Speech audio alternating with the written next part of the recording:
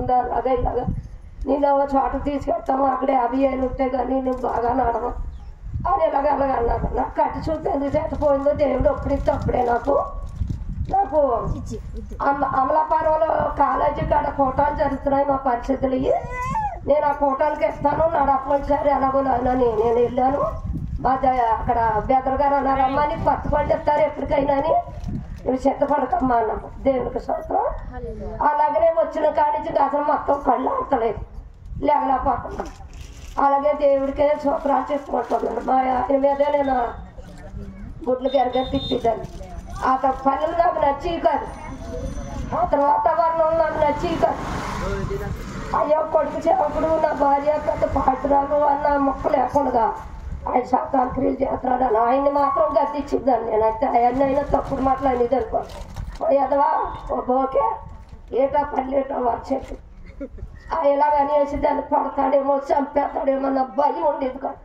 నాకు ప్రభు ఉన్నాడని అలాగే వాడవారు దెబ్బలాడాను. నోరుతో యుద్ధం చేశాను. అయ్యా నేను నోరుతో యుద్ధం చేయలేకపోతున్నాను. నువ్వు ఏం చేస్తావు నీకు ఇష్టమైతే నా కంటిని చూపియ్యి నన్ను స్వస్థపరచు నన్ను లేవనెత్తు లేదా నువ్వు పిలుచుకో నీ వద్దకు నేను వచ్చేస్తాను రెడీగా ఉన్నాను నీ కళ్ళకు అయితే. అందులో నేను అమలాపురం వెళ్ళకపోతున్నాను. ఇక్కడ ఈ కుచుమరిపేట కూడా వెళ్ళకపోతున్నాను. ఇక్కడ దయామందిరంలో ప్రభుల మీద గారు ప్రార్థన చేయించుకోవాలని ఉన్నది. నన్ను అక్కడ తీసుకెళ్ళాలి. నేను ఎలాగోలా అని తీసుకెళ్ళవయ్యట. నేను ఎలా తీసుకెళ్ళాను? నువ్వు చాలా గొడ్డు చేస్తావు, నువ్వు ఒక చెడ్డీ ఉన్నావు, నాకు ఈ చెడ్డీ ఏ పని ఎండక ఈ చెడ్డీతో నేను పడలేనని అలాగే మచ్చ మీద ఉండి దేవుడిని ప్రార్థన చేసుకుంటున్నాను. అక్కడ ప్రార్థన చేస్తుంటే ఇక్కడ అలోలిగి అవుతున్నాను. అక్కడ దేవుడు విషయం చెప్తుంటే ఇక్కడ తిరిగి చెప్తున్నాను ఆమెనని. అక్కడ చేతులు పైకి ఎత్తున్నట్టు ఇక్కడ ఎక్కుతున్నాను. మీ అందరి మనుషులు బాగున్నారా సంతానం ఉన్నారంటే నేను సంతానం ఉన్నాను ప్రభు అంటున్నాను. ఇంకా సగం బాధలోనే ఉన్నాను. దేవునికి సొంతం మరి ఆ రకంగా నేను 15 సంవత్సరాలు మంచం మీద ఉన్నాను.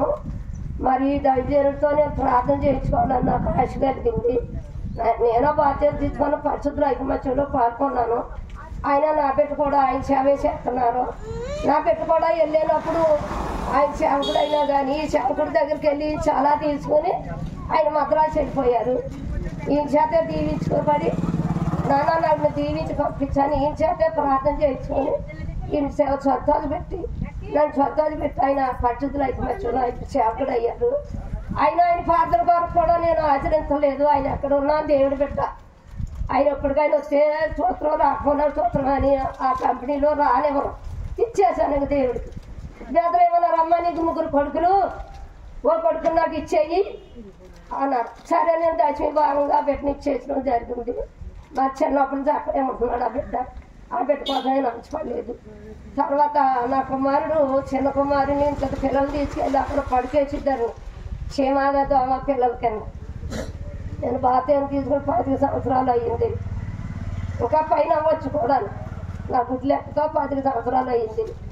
అప్పటి నుంచి నేను అలాగ ఓపం పట్టుకుని ప్రభుని ఆయన చెంగట్టుకుని ఎవరు ఇసిరేసినా నన్ను దేవుడు ఇసిరేయలేదని ఆయనతో నేను చాలా కష్టాలు పడ్డాను. కుమారుడితో కూడా నన్ను తల్లినని మాటలు కూడా అనుకుండగా అనేక రకాలుగా పేదల మాటలని ఆయన ఎరగబడిపోయి ఆయన అనేక రకాలుగా నన్ను చెత్త పెట్టాడు. చివుకు పడిపోయి దాన్ని ఈ ఎగలేని చివుకి వెళ్ళమని బిడ్డన్న మాటలతో ఎట్టిన బాధలు కొన్ని ఉండిపోయాయి. అయినా నేను ఎదవాని లోపతులు తిట్టినట్టు నా కొడుకుని చిన్న మాట్లాడలేదు. బాబా పోండి బాబా అలాగే బాబు వెళ్ళగలుగుతాను బాబు బాబా ప్రార్థన చేసుకో బాబు నీ కష్టాలు తప్ప.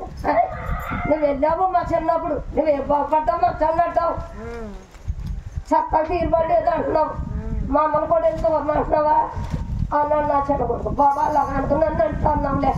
నన్ను తిట్టావు కొడితే నన్ను అప్పుడు కొడుకుని దేవునికి నేమనుకే బాబా దేవుని ఏమనుకున్నాను అంటే ఎక్కడికన్నా తీసుకెళ్తాం వస్తావా ఏమవుతుంది నీకు రసలేములు కట్టిస్తాం నీకు పోతాల రోజులు కట్టిస్తాం. పోతాల రోజుల్లో దేవుడు ₹1,00,000 అయినా కానీ నువ్వు ఎత్తినా కానీ నేను కట్టుకోను. నాకు వద్దు చచ్చిన దేవుడి కొరకే, బతికిన దేవుడి కొరకే.